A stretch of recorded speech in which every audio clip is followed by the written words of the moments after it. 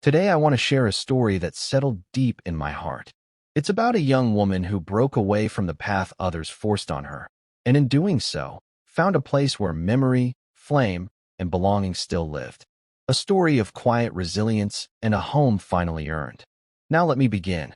The wind came tearing off the ridgeline, sharp with the sting of pine smoke and snow. It rattled through the seams of the canvas bunkhouse. Cold as guilt, Clara Jensen stepped out into the still dark morning. Her boots cracked over frost as she pulled her shawl close across her shoulders.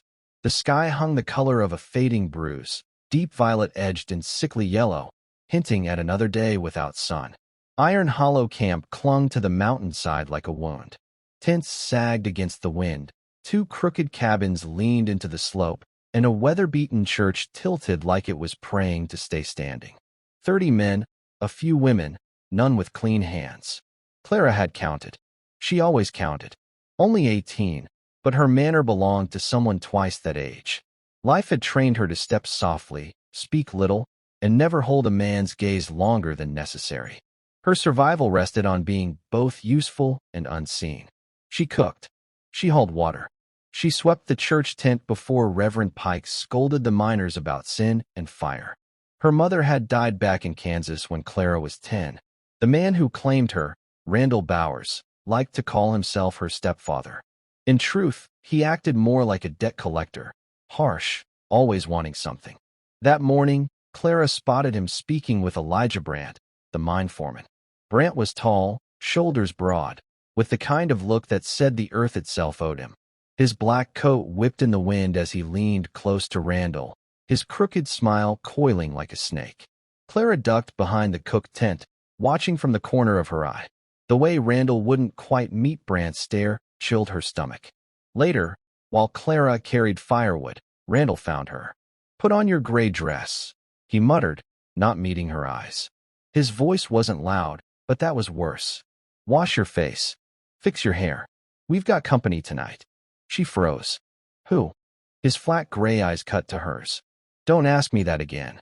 That evening, the sky sagged heavy with snow.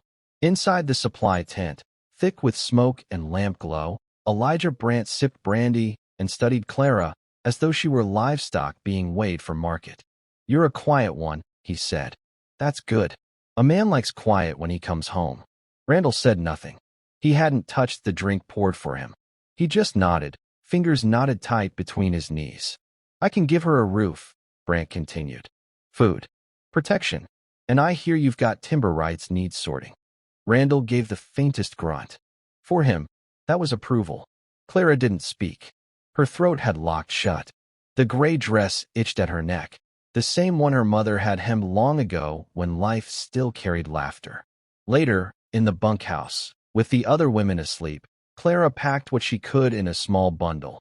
Her mother's locket, a worn shawl, a tin cup, a dull pocket knife. Quiet as snowfall, she slipped from the camp, sticking to the tree line. The cold cut through the dress within minutes. Her breath steamed white, boots snapping crusted ice as she hurried higher along the ridge. Owls called once, then silence. A fox darted from the shadows and vanished. By the time she crawled into the hollow of a boulder, her body was shaking hard. She curled tight, clutching the locket in her fist, whispering her mother's name once, like a vow. Then came the deep, dangerous sleep of cold. Far above, a figure watched. He didn't move at first, just stood, dark eyes tracking the trail she'd left. His bow rested on his shoulder, hair tied back with leather. Elias Blackthorne had seen 1,000 footprints in the snow, none filled with such desperation. And when he spotted the locket in her frozen hands, the red thread looped through it told him it was no accident. It had found its way home. Clara stirred before her eyes opened. For a moment, she felt nothing, no cold, no pain, only the slow ache of returning to life. Then came the smell of pine smoke, sage, and fur pressed against her cheek. Blinking, she saw a low ceiling of rough-cut logs. A fire snapped close by. She tried to sit up too quickly, and the world swayed. "Don't." The voice was calm, steady. A man stepped into view. Tall, broad-shouldered, wrapped in buckskin and wool. His eyes, dark as river stone, held hers with quiet weight. You need rest, he said. Her throat cracked. Who are you? Name's Elias. His tone was rough, like bark torn from wood. He crouched, poured warm water into a tin cup, and held it out. Clara's trembling hands clutched it, the heat stinging her palms. Looking around, she saw she was in a small lodge built against stone, one opening covered by a heavy wool curtain. A bow, arrows, rope, and stretched hides lay in the corners. Her boots had been removed, feet wrapped in clean cloth. A blanket covered her legs. Whoever he was, he'd cared enough to keep her alive. Where am I? She whispered. South face of High Ridge. Storm rolled in last night. You wouldn't have made it. Clara stared into the fire. She wanted to deny it, but her aching body told her he was right. Why help me? Elias pulled something from his pocket. Her locket. This was around your neck. He turned it in his palm, the red thread glinting faintly. You know what this is? Clara swallowed. It was my mother's. She always wore it.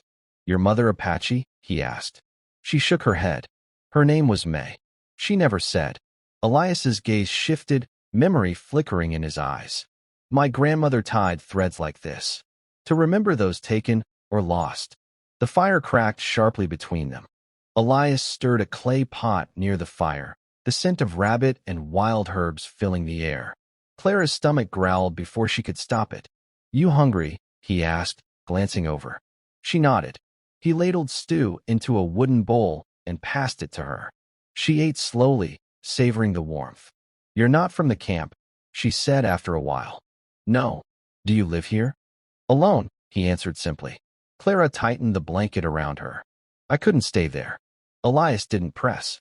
Instead, he checked the curtain, wind howling beyond. Storm won't break for 2 days. Maybe 3. She whispered. Thank you. He turned. You don't owe me. That night, as the storm screamed outside, Clara lay beneath the firs, listening to Elias carve wood in silence. And for the first time in years, she felt safer than she ever had. Why do you live out here? She asked softly. He didn't look up. Same reason you ran.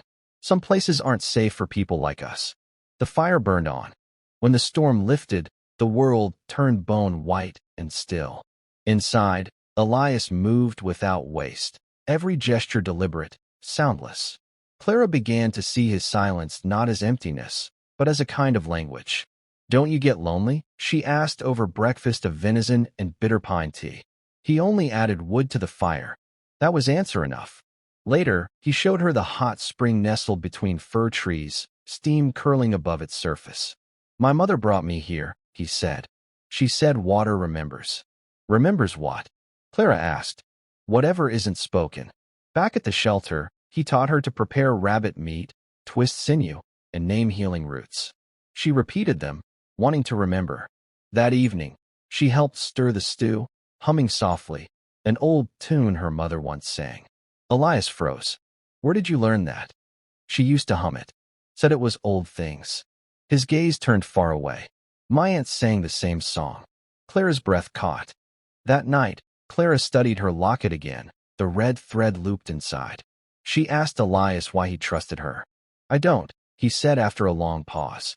Then added, but you're not lying. That counts. The next day, she found a small pouch of ash he'd left for her. He showed her how it was used, spirit ash, burn herbs, and cedar mixed with memory. It's not a gift, he said. It's recognition. Clara held it with trembling hands. Why me? Because you stayed, he answered. In the days that followed, he carved while she wove cord from rabbit sinew. She was no longer invisible, and for the first time, she wanted to belong. One night, Elias drew a figure in the dirt with a flame in its chest. This is you, he said. Why a flame? Because you didn't beg. You burned. Clara swallowed, throat tight. Elias looked away. When you laugh, when you look at me, I forget why I chose to be alone. She stepped closer. Then don't forget. That night, the fire burned brighter between them. 2 mornings later, hoofbeats shattered the stillness. Elias froze on the roofline. Clara turned, heart racing. 4 riders emerged through the trees. The leader, lean, cruel, called out. We're looking for Clara Jensen. Blonde girl. Belongs with her family. Randall stepped forward from among them. His face thinner, but eyes as hollow as ever. She's my daughter. Ain't nobody's business but mine. Elias stepped from the doorway, arms crossed. She's not yours. The men smirked. You keeping her, Indian? She came here free. She stays free. Randall flinched when Elias added, You sold her. Tension thickened until a new figure appeared from the trees, an old woman wrapped in elk hide, hair white in braids, bow drawn. More followed, hunters, children, silent as shadows. Apache kin. The riders faltered. Randall's eyes met Clara's, but she didn't waver. She held up the locket. My mother never stopped carrying memory. Neither will I. The elder woman raised her hand. She carries the ash. She remembers the songs. The riders turned back down the mountain. Randall last of all. That night, the fire burned in ceremony. Villagers came, laying small offerings. Clara helped tend coals, grind roots, stir stew, not because she was told, but because she belonged. Later, Elias placed a small carving in her hand, shaped like a flame. Fire remembers, he said. So will you. Spring crept in slowly. Clara, now given the name Isla, one who stays, walked the trails barefoot, learning the language of plants, wind, and sky. She wore a clay-dyed tunic sewn by village hands, her hair braided with red thread. Elders gathered at the hot spring to name her before all. Blood remembers, said the white-braided elder, Sonia. And so does fire.